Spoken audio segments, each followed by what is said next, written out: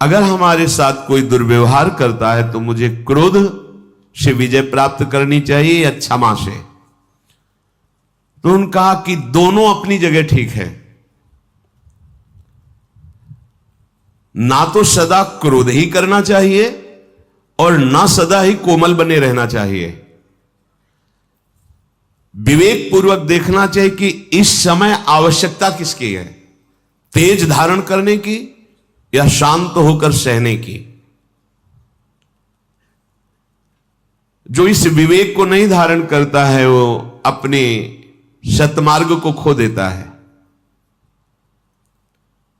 अब आपके गुरु निंदा कोई कर रहा है, इष्ट निंदा कर रहा है, धर्म विरुद्ध आपके साथ व्यवहार कर रहा है,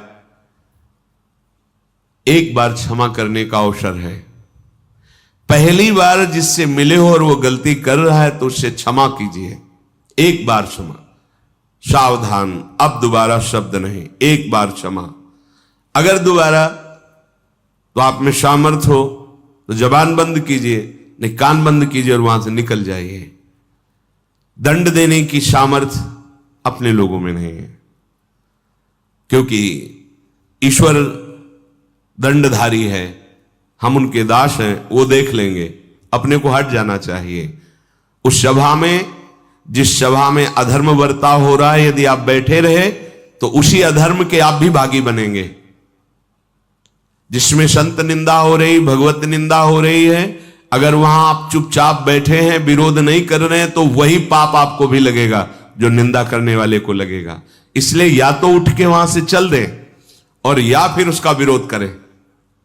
सभा में खड़े होकर उसका विरोध करें कि आप ऐसा नहीं कर सकते। इसके करने से आप पाप से बच जाएंगे। अवसर देख करके कभी कभी शांत होना पड़ता है और कभी कभी भयंकर रूप भी धारण करना पड़ता है। इससे वो अपने परमार्थ को बचा लेता है। तुम्हें क्षमा का अवसर बताता हूं,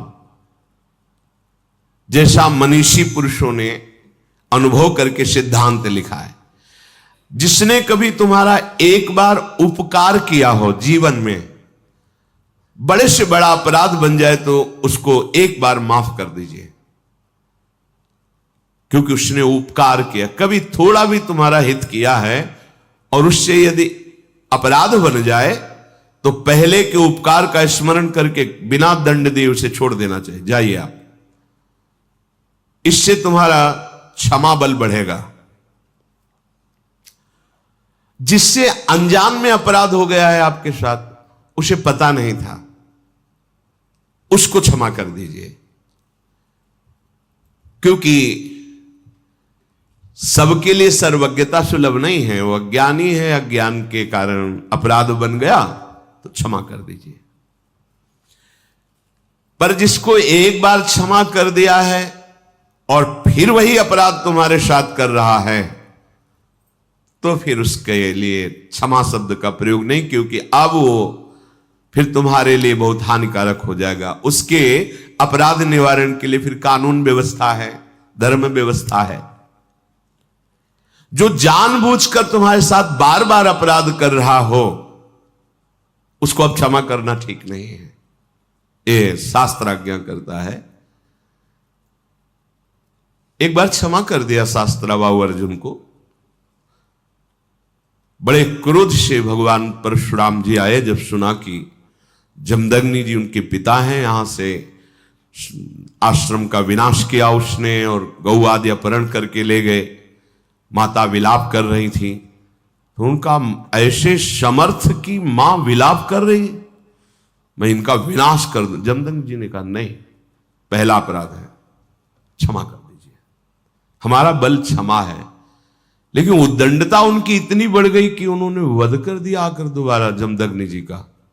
फिर भगवान परशुराम ने क्षमा नहीं किया। अपने तेज बल से और फरसे के बल से पूरे वंश का विनाश, काट काट के पहाड़ लगा दिए थे।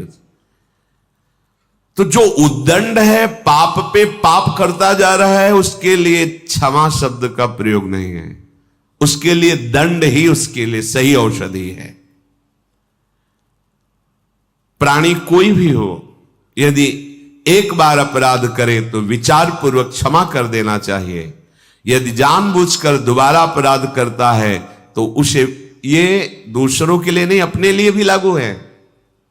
एक बार हमसे गलती हो गई तो प्रभु क्षमा कर देंगे।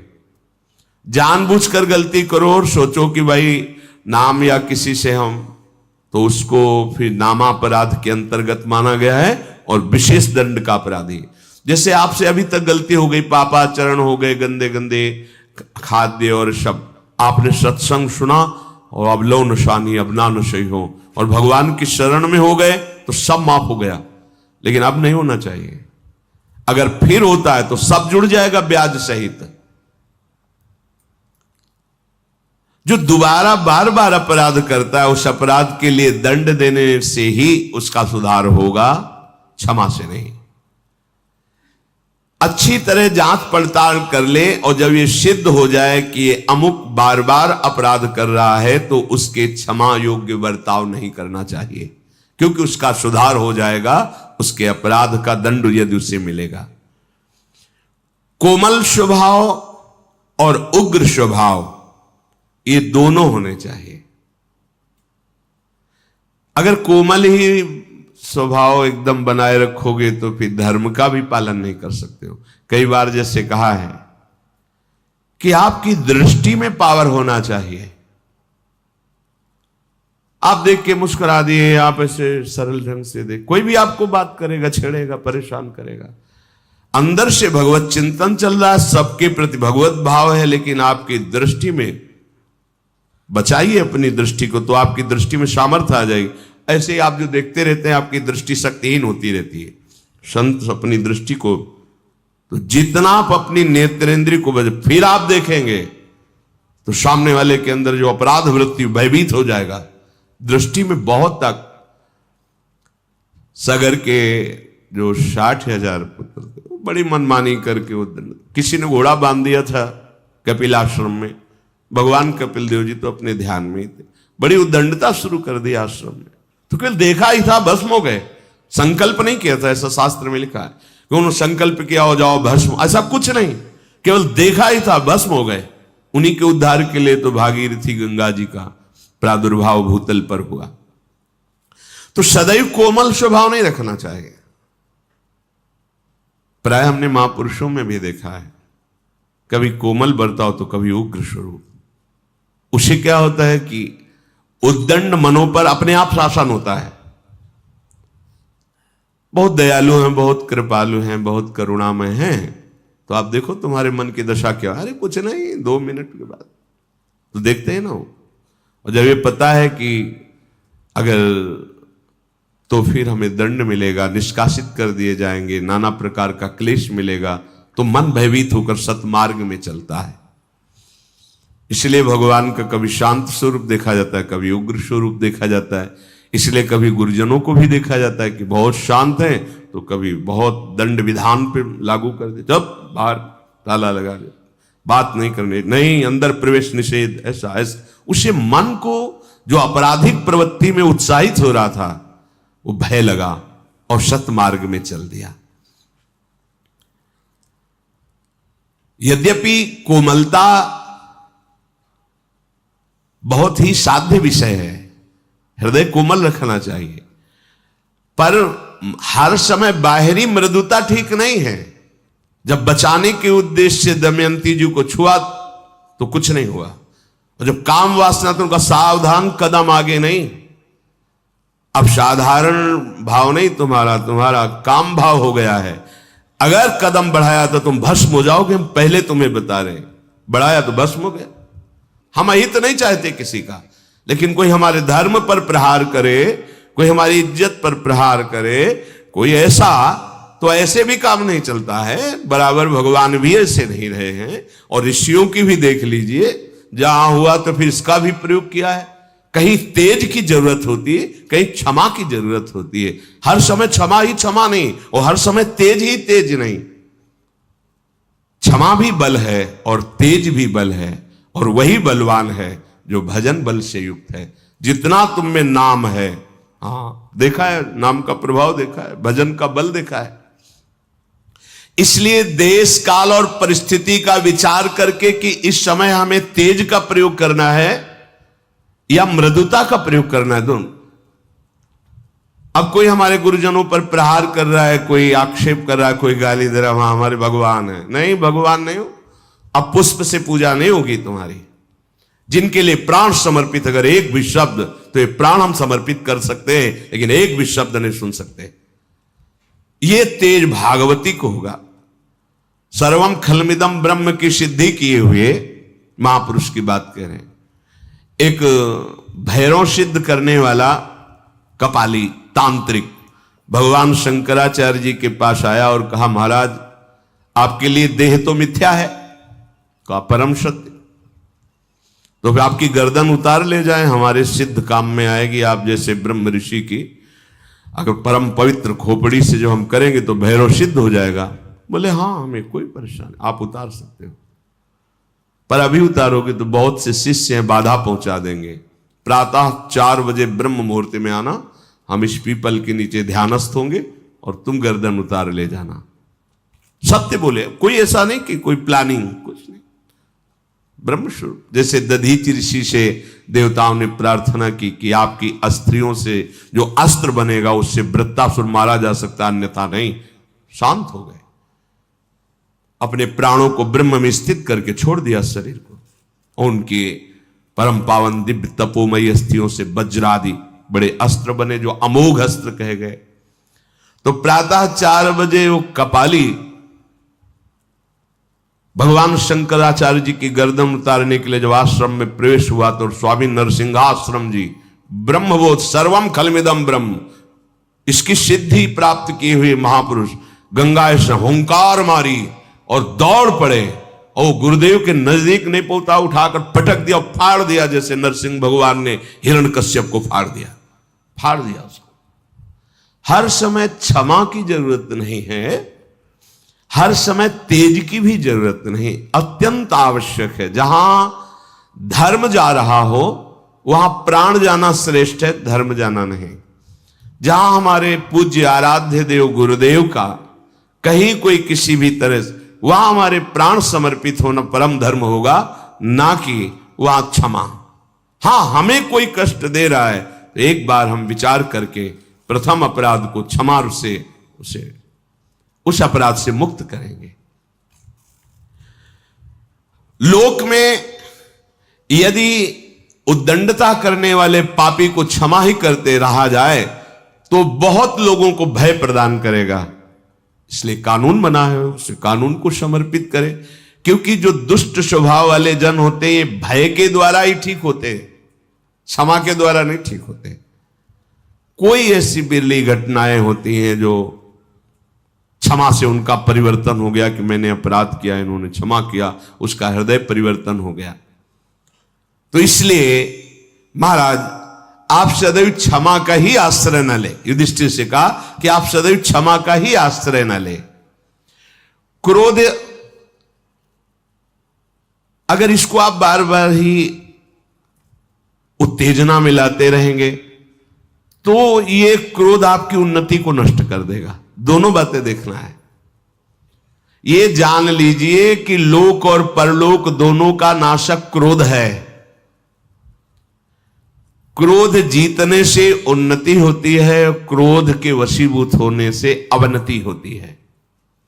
जो जितना क्रोध को अपने काबू में कर लेता है वो उतना ही परमार्थ पथ में आगे बढ़ जाता है। जगत में जो छोटी छोटी बातों में क्रोध करने लगते हैं उनका पतन हो जाता है। इसलिए उपासक को चाहिए कि सर्वनाशक इस क्रोध को पीना सीखे। जब गुस्सा आवे पीना सीखे। पीछे वर्णन कर चुके हैं। देखो, तेज और क्रोध में अंतर होता है। क्रोध होता है कामना के बाद और तेज होता है धर्म संबंध से। जब कोई धर्म का नाश कर रहा हो, जब कोई आराध्य देव, इष्ट देव, गुरुदेव आदि की बात हो तो उस समय एक भागवतिक तेज होता है। और जब हमारी किसी वासना पर प्रहार होता है, हमारी इच्छा पर, फिर जो क्रोध होता है उसे पीना सीखना चाहिए।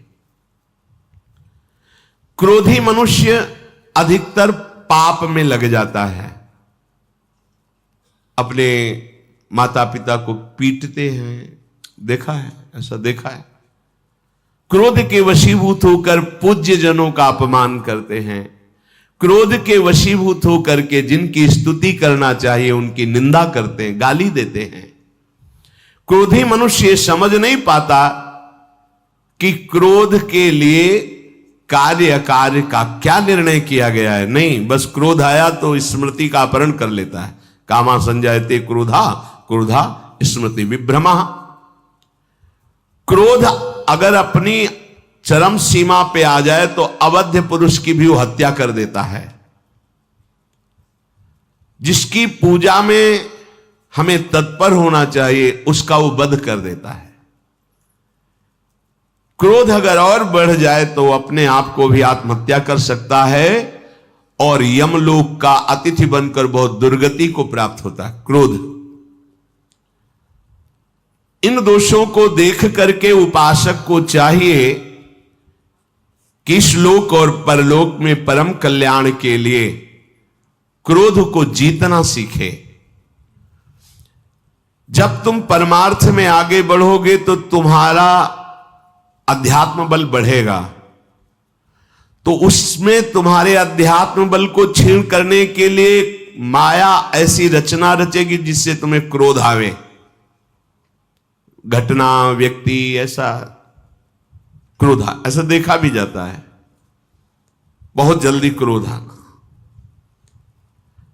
अपने और पराये दोनों के हित का विचार करके स्वयं चिकित्सक बनकर अपने क्रोध की चिकित्सा कर लेनी चाहिए।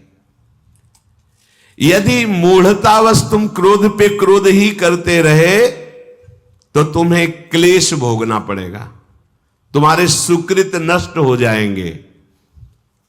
चित्त को वश में करना उपासक का परम धर्म है, पर जो क्रोध का ही वरण किए रहता है उसका चित्त जलता रहता है। ये बड़ा दुष्ट स्वभाव है। शांति से बैठे और चिंतन आ गया, 5 वर्ष पहले उसने ऐसा कहा था, क्यों कहा था उसने ऐसा, और जलन शुरू, और बस गुस्सा, बहुत सावधान, राधा राधा राधा राधा राधा राधा, तुरंत हटाइए, राधा राधा राधा। उपासक के लिए सामर्थ्य यही कि अपने क्रोध को रोकना ही सर्वोत्तम साधना समझे। विद्वान उपासक शक्ति संपन्न होने पर भी क्रोध को प्रकट ना करे, शांत भाव से सहे। यदि क्रोध का प्रादुर्भाव बार बार बाहर करते रहोगे तो तुम आनंद के भागी नहीं बन पाओगे। इसलिए बलवान या निर्बल, विज्ञ या अनविज्ञ, कैसा भी व्यक्ति सामने आवे, यदि तुम्हारे सामने तुम्हें क्रोध दिलाने की चेष्टा कर रहा है तो तुम सह जाओ। बात समझना, जहां ना सहने की बात कही गई वहां संत शंभु श्री पद अपवादा, कही सुनीता आस मर्यादा, काटी जीव तासु जो बसाई, श्रवण मुद न त चले पराई। भगवती उमा जी शिव पुराण में पढ़ा, बहुत कठोर तप में संलग्न है महादेव जी के लिए। ये सप्तऋषियों के बाद की बात है, जब सप्तऋषि गए उसके बाद की बात। तो भगवान महादेव जी एक ब्रह्म ऋषि के रूप में गए। तो ये सिद्धांत है कि चाहे आप आसन पे बैठे हो, अगर आपका ध्यान बाहर है और आपको पता चला कोई संत आया है तो खड़े हो जाना चाहिए आसन से। ये मर्यादा है, नहीं तो आपका तप क्षीण हो जाएगा। प्रणाम करो, चाहे भले छोटी अवस्था का हो, आपके सामने आया है, वो अतिथि है, भगवत स्वरूप है, और आसन दीजिए और फिर मधुर वार्ता कीजिए, क्या सेवा करें आपकी, बस इतना। ऐसा ही भगवती ने किया, खड़े होकर प्रणाम किया, आइए विराजिए, क्या सम्मान करें, क्या स्वागत करें। होगा स्वागत की बात नहीं, हमने सुना महादेव जी को पति बनाना चाहते हो, हाँ ये तो हमारा दृढ़ निश्चय है। तो क्या है उस भूत भावन में, चिता की भस्म लगाता है, भूतों का सरदार है, न कोई महल है न कोई व्यवस्था है, वहां आप इतनी सुंदर, और उनको गले में मुंडों की माला, सर्प की माला, जटाजूट का बवंडर, भस्म लगाए घूमता है, उसको तुम पति वरण करना चाहती हो। भगवती ने कहा बस बस बस। यदि आपको आतिथ्य रूप में स्वीकार ना किया होता तो पहली दृष्टि में ही तुम्हें भस्म कर देती। तुमने हमारे प्रीतम की निंदा की, बस अब अगर एक भी शब्द आप बोले तो आप परिणाम समझ सकते हैं। पर वो काहे को रुके, भगवान शिव थे। फिर शुरू कर, भगवती ने कहा कि हमारे पिता हिमालय भी ब्रह्म ऋषियों का सम्मान करते हैं और हिमालय के आश्रय में ही रहकर वो सिद्धि प्राप्त करते हैं। इसलिए मेरा विचार हुआ कि जिसका आदर करना चाहिए उसको तो भस्म नहीं करेंगे, पर इन कानों ने शिव निंदा सुनी है, इसलिए मैं अपने शरीर को अभी भस्म कर। प्रकट हो गए मानो, नहीं बस बस महादेव जी, नहीं कोई और नहीं, मैं स्वयं हूं। मैं देख रहा था। कब तक देखते रहोगे? बोले बस अब लगन ही छटने वाली है। तो अपने आराध्य देव और इष्ट देव की कोई अवहेलना करे, धर्म की अवहेलना हो और हम क्षमा क्षमा, ऐसा उस समय नहीं, ऐसा नहीं, फिर आप पतित हो जाएंगे, फिर ऐसा नहीं। लेकिन अगर हमारी कोई इच्छा के विरुद्ध तो हमें सहना चाहिए। सहनशीलता हमारा परम धर्म है। झूठ से सत्य बहुत ऊंचाई पर है, क्रूरता से दयालुता बहुत ऊंचाई पर है। तेजस्वी वही है जो क्रोध को भीतर ही भीतर शांत कर ले, जो उत्पन्न हुए क्रोध को अपनी विवेक बुद्धि से दबा लेता है, वही तत्वबोध प्राप्त करता है। सर्वम कल्मिदम ब्रह्म। क्रोधी मनुष्य ठीक ठीक समझ नहीं पाता कि उसे क्या करना चाहिए, क्या नहीं करना चाहिए।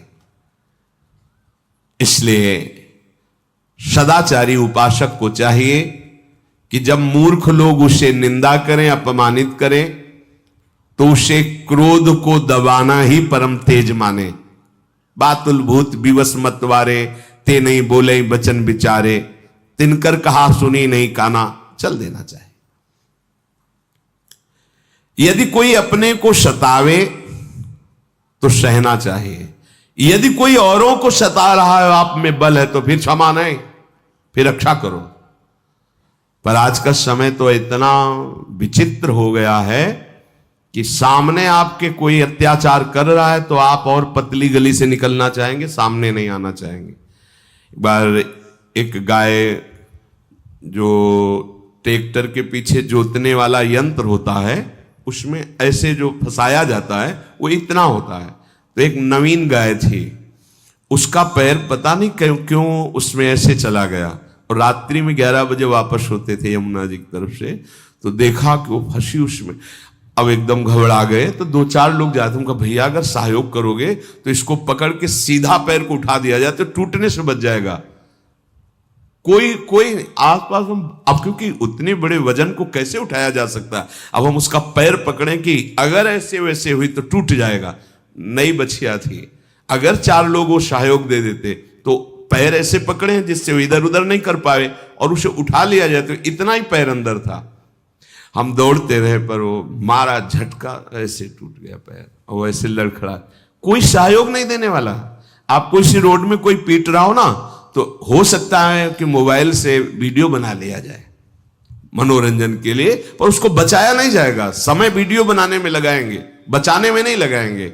ये धर्म कहता है कि यदि कहीं किसी असहाय को कोई ऐसा पीड़ा पहुंचा रहा है, उस समय क्षमा नहीं, परहित लाग तजय जो देही, संतत संत प्रशंसित ही। किसी स्त्री को कोई सता रहा है, किसी असहाय को कोई सता रहा है, प्रार्थना करे, बल का प्रयोग करे, उसकी रक्षा करे। ये सब बातें अब अपने लोगों की सुसुख वांछा बुद्धि है। कौन झंझट में फंसे, चलो यार मरने दो। कोई किसी का एक्सीडेंट हो, तड़प रहा है, यार कौन इस झंझट में। नहीं, वो झंझट तुम्हारे साथ भी हो सकती है कभी। भगवान ना करे किसी को। अगर किसी को ऐसी संकट अव्यवस्था है, तो आप अगर वाहन से हो तो पहला काम जो होगा, भगवान देख रहे हैं, पहला काम करो, उठाओ उसको, अस्पताल ले जाओ, उसकी पीड़ा की निवृत्ति के लिए उपाय करो, तो भगवान तुम पर प्रसन्न हो जाएंगे। उस समय नहीं, ये स्वार्थ बुद्धि नहीं होनी चाहिए। यदि कोई आपको सतावे तो क्षमा कर दे, लेकिन कोई असहाय को सतावे, अरे महापुरुषों ने अपने शरीर को, कबूतर आके गोद में गिर गया तो महाराज शिवी ने बाज से कहा तुम मुझे खा सकते हो, कबूतर को नहीं। कैसा भाव है रक्षा का। और यहां अगर कोई अपने घर में घुस के आ जाए कि मेरी रक्षा करो, और मारने वाला आ जाए तो दरवाजा खोल के हम उसको और धक्का देंगे, भैया हमसे मत बोलना, ले जाओ। धर्म का विचार ही नहीं रह गया। सुसुख वांछा इतनी बढ़ गई है, धर्म की बात नहीं रह गई। यदि हम सदैव क्षमा ही करते रहेंगे तो ठीक नहीं, और सदैव क्रोध करते रहेंगे तो ठीक नहीं है।